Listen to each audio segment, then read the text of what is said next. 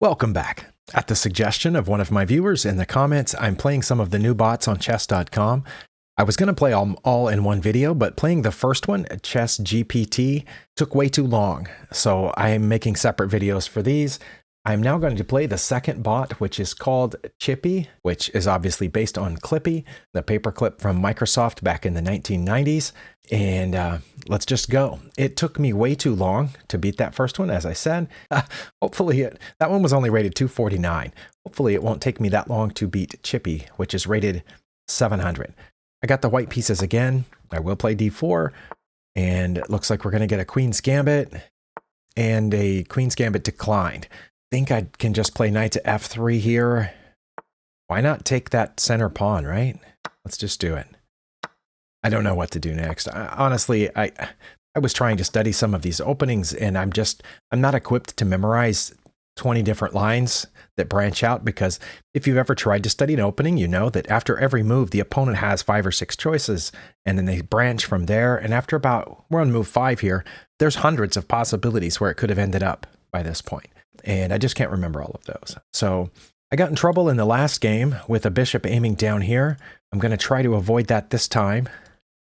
See if I can't quite play e4 yet, but man, that thing is just jumping down here. Is that a problem? I could put my knight in there on b5 and chase that bishop, but it would just move back and then my knight would be stuck there. I can't quite get that pawn yet. What can I do? I'm just going to play e3 and get this light squared bishop out so I can castle. That knight is stepping back for some reason. Doesn't look like it's immediately threatening anything, but it's not guarding e4 anymore, so I can now play e4. I didn't play e4 in the last turn because the knight was there and it was guarding e4, but I think I can just do it now. I don't know if I should. Let me get the bishop out and castle. h6. I wasn't planning on putting a piece there, but anyway, let's castle. That's my plan. Okay. Oh, these bots are throwing me off. I'm really not sure what they're about. I will play e4 now. Oh, that pawn was free. I could have just taken it. Okay. Yeah. Why didn't I see that when the knight moved earlier? It gave up their d pawn, and I think it's given it up again. So I'm just going to take it. I completely missed that. I'm not sure what that does. I do need to get my dark squared bishop out as well. I don't think I should take here yet, right? I can just wait on that. Where should I put my dark squared bishop? Here? That cuts off one retreating square for my knight, but I think that's okay. My knight has multiple retreating squares, so I'm going to do that. I'm a pawn ahead. Don't know how much difference that makes. I can trade off for this bishop now. Don't know how good that is. I could just bring it back. Let's take the bishop. We're going to have a kind of an open center here since the opponent doesn't have any center pawns anymore. So I think bishops are better than knights in this case. And I think I want my queen. Where do I want my queen? I'm going to say c2 because they can't come after it immediately from the current position. And that will line it up with my light squared bishop, which is pointed over here. Let's do that. See what the opponent plans. Okay. h5, very interesting. I can attack the queen here, but then it's just going to move. Let's see. Is there a way? I was looking for a way to prevent the opponent from castling, but I can't currently get a dark squared bishop over here because I developed it this way. So that would temporarily prevent my opponent from castling, but the queen has multiple places to get out of that danger. Now, if it went here, I could challenge it again with the pawn, and my knight would still be protecting that one. So let's try that. Actually, I just realized they're going to move this f pawn, aren't they? No, they're... Okay, well, in the last game, I wasn't sure where the point was that the bot gave the game away. But in this game, I know where that point is, and it's right here where the bot gave me its queen.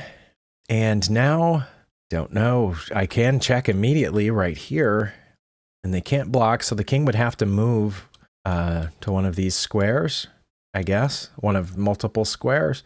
If it moved to one of those light squares, I could probably follow up depending on where it went. I don't know that I want my queen out there that early, though, because the knight can so easily attack it a little bit later. But I can also get out of danger from there fairly easily. So that looks like a safe check. Okay, the the bot is giving me some hilarious messages. Let's see. I can check again right here, but that one's easy to block. And also check with the pawn. I like checking with pawns. That's always fun. Where would the king go? I don't know. Let's just try it. Let's check with the pawn, see where the king goes. It went back there. Okay, that makes sense. Should I bring this in here or keep marching with my pawns? I don't know. I also I'm thinking about putting the bishop on c4 to aim at their f pawn. But what's their next move? Can get this rook out as well, although I'm not sure where to. In the last game, there was a point at which Stockfish wanted me to put the rook on one of these two squares behind these pawns, and I didn't get it then. But here, one of those pawns has an opportunity to become a passed pawn, so that might make sense. Can't currently check. That's not quite yet protected. This is protected by my queen, but if they take, then I would take, and then they could challenge my queen this way. Okay, well, I'm a queen ahead, but as you can see, I'm still struggling just a little bit. One bad thing about this is that it cuts off one possible escape route for my queen. So I'm going to hold off on that just a second. And in fact, I'm thinking about getting my queen out of danger or putting it more deeply into danger because my pawn guards that spot. That's interesting. What would they do if I played there? Would they move the king again? But then I could get the knight in here and aim at that. But they can't immediately threaten my queen from e7. And if they try to maneuver into threatening, I have multiple escape routes here. So I'm going to go in rather than out. And hopefully that's not a huge blunder. Oh, that I was pinning this pawn, but I wasn't actually threatening the g-pawn because it was protected twice. Well, now I would like to put my knight here, which threatens something serious that way. And I don't think they can do anything about that. So let's try that. Not sure what that does. It's not threatening my queen in any way. It's not threatening to go here or here for sure. I guess it's kind of protecting that spot, which is where I thought about going earlier, but I don't need to go there now. I can check, which would force the king into the corner. Oh, okay. I see what that did. It protected the other knight. Okay. So if I do check here and the king goes in the corner, I can't then checkmate. But I can take this pawn and threaten the rook. And then when I move the knight, it would be a discovered check. So I'm going to take a free pawn. I think it's free. And then I will check here with a discovered check. If I check here, I'm not really threatening the rook. Yeah, I am. I am threatening the rook. I'm going to check with a discovered check. And then the king would have to either move toward the knight or back to one of those squares. And then I will take the rook with my knight. I think. Let's do that. Check. And then I will take the rook, and I assume they will take with the knight, and then I think that's free, and it sets up a possible mate. That didn't stop the mate. Okay, well, I beat Chippy in 25 moves, which was much better than the 54 or 52 moves that it took to beat the first bot. Also, I did it in 12 minutes instead of 30 minutes. So I'm going to save this game to my archive and click Game Review. Well, it appears I did not do as well as I thought in this game. The computer says I had 5 mistakes and 1 blunder, and no great or brilliant moves. No inaccuracies either, but the bot had 5 blunders and 3 mistakes and 3 inaccuracies. But it looks like from the graph there were some up and down points right there as we transitioned from the opening until through the middle game. And on this list of moves, it looks like I had 3 mistakes right in a row. I had 3 consecutive mistakes, and then I played about 7 moves and had a blunder, and a few more moves to my 4th mistake, and then my 5th mistake was my next to last move, the one that set up checkmate. Apparently I had something better. All right, well, let's just take a look at each one of those real quick. Okay, it was a mistake to get my bishop out, or to get it out there. Oh, it's because I should have taken the pawn, right? This is where they gave me the pawn. Is that what it was?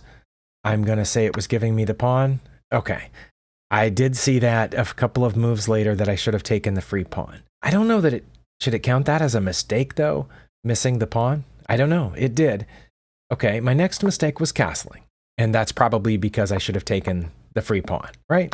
Okay, 2 moves in a row that I should have taken the free pawn. And playing e4 was a mistake, and that's because I should have taken the pawn. Let's click retry, and it was taking the pawn. Okay, 3 times in a row I missed that free pawn. because they had moved their knight away from protecting it. And it took me too long to see it, but I did. Okay. Now, the bot continued to make mistakes so that by this point, it moved out of check the wrong way, apparently. And, oh,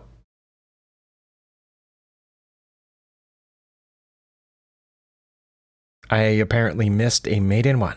Oh, yes, I did. Right there. That's mate in one. Wow, because right there, my pawn and knight would have protected the queen, and the queen would have cut off the rank and the file and the diagonal. So the bot gave me mate in one on move 17. My 18th move would have been mate in one if I had seen it. Over on the analysis board, yeah, mate in one, and plus 16 would have been knight to g5, and queen to d6 check would have still been plus 14. But I didn't play any of those, did I? No, here I played e5 check. Wow, yeah, e5 check took us down to plus 11, which, yeah, that should count as a blunder. Obviously, mate in one. I could say that was a misclick, that I thought I had selected the queen and clicked that spot, but instead the pawn went there. Except you saw me intentionally move the pawn there. Wow, I missed mate in one. Okay. Well, yeah, it was here. Okay, because the game would have been over. All right, but then a few moves later, moving the knight, taking that pawn with the knight was a mistake. Retry. Should I have taken it with my queen? Is that... Yes, I should have. If I'd taken it with my queen, it would have been mate in 3. I don't see how, because I had just noted before I did that the knights protected each other. How would that have been a mate in 3? Let's go over to the analysis. The king would have had to go to the corner. Yes, that was the only legal move. Bishop to c4. Oh, and then I guess it didn't matter what they do. I had mate there. If I had played bishop to c4, their best move would be knight to e6, temporarily blocking the bishop. But I would have just taken it with the bishop, and then no matter what they did, my next move would be mate. But what if they went here? Oh, if they went here, then I would have mate immediately, right? Because they'd quit guarding the other knight. Oh, either one. Oh no. If I took there, they would interpose, and then I would have to take again. But taking here would be mate immediately, because my bishop now guards that, and my knight guards this, and my queen would hit these. So, right there, taking with the knight was my second best move, according to Stockfish. But I should have taken with the queen, and it would have been mate in 4, it says here. Yeah, that was the mistake, and taking with the queen was the answer. And then, after that, I played... That's a mistake, really. I thought it was setting up a mate in 1. What should I have done instead? Checked down here. Is that it?